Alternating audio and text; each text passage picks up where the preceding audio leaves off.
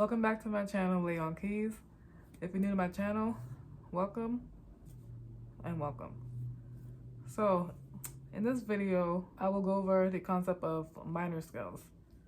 So, in the last video, we went over major scales. And for those who missed that video, feel free to watch that video. And I have all the broken down scales, so meaning D to B in my Patreon. So the link should be in the description.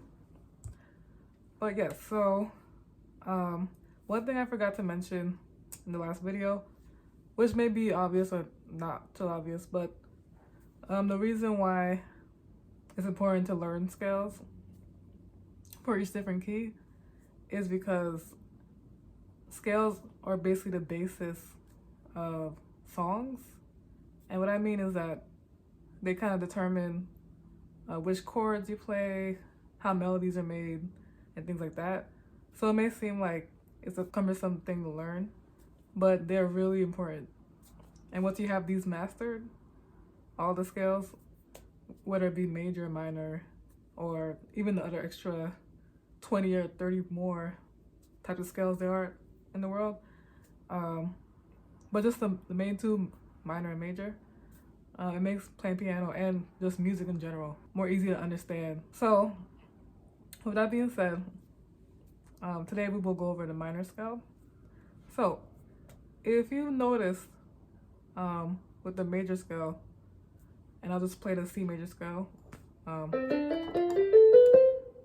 you guys can remember what that was.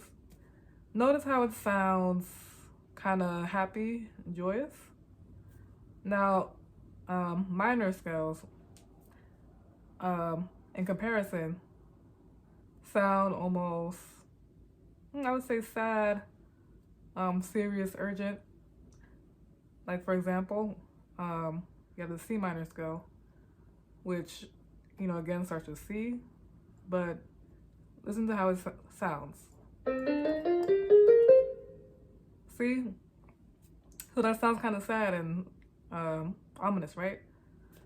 So the reason why minor scales are important as well, is just because you will also have minor chords or songs that kind of dwell in this kind of sound as well. So it's important to learn this because it is pretty common as well. It's maybe just as common as major scales. But okay, so to get to how to play them, so it's actually not too hard to conceptualize. Remember how for the major scale, between every note was a full step, and you have the exceptions of after the third note, like for example here, and after the seventh note it's a half step. So with the minor scales, it's a similar formula. Like think of the name, how it's called minor, so meaning less, right? So less of a distance between where you have to insert a half step compared to the major scale. Okay, so that might sound confusing, but let me demonstrate with the C minor scale. So again, here's the C minor scale. The first note would be C. The second note would be D, so that's one full step. Now, the third note, instead of going one full step, we go one half step to E flat. So you see the difference? Now to go to the fourth step, you go one full step to F. For the fifth note, you go another full step to G. For the sixth note now, you go a half step up to G sharp. For the seventh note, you go one full step to B flat or A sharp. And for the eighth note, it's one full step back to C, which is one octave higher in this C. Okay? So with that, the formula basically would just be, we have two half steps again, but instead of after third note and the seventh note, it'd be after the second note and the fifth note. Let's notice 1, 2, half step, and then 4, 5,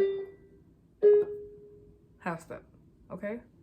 So just remember, half step after second and fifth notes. Okay?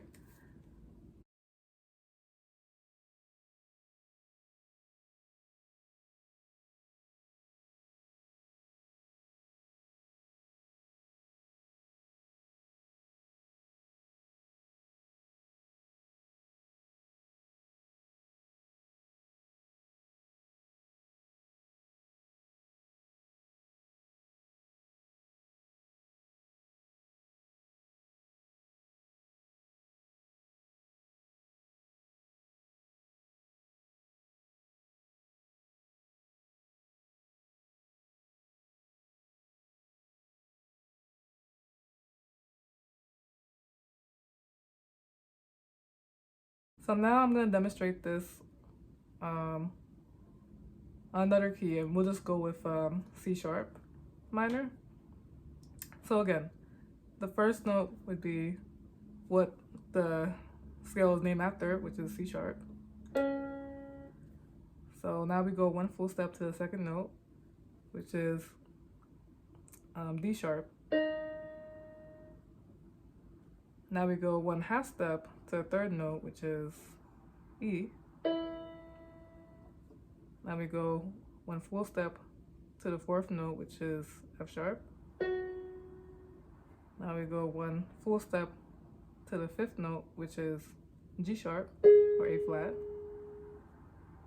Now we go one half step to the sixth note, which is A. And we go one full step to the seventh note, which is B. And now we go one full step to the eighth note, which is back to C sharp.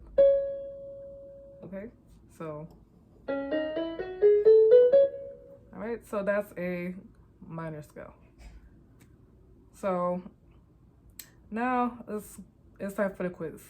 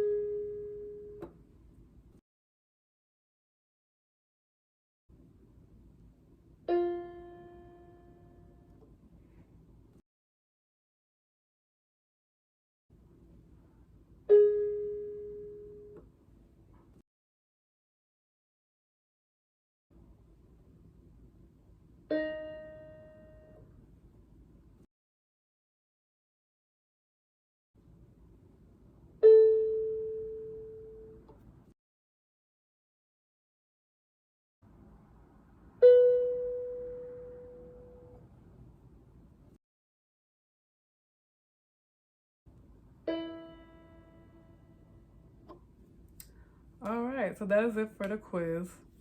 I know that might have been a little bit confusing, but just like the major scale, once you apply that formula and just kind of practice with it, it will come naturally to you.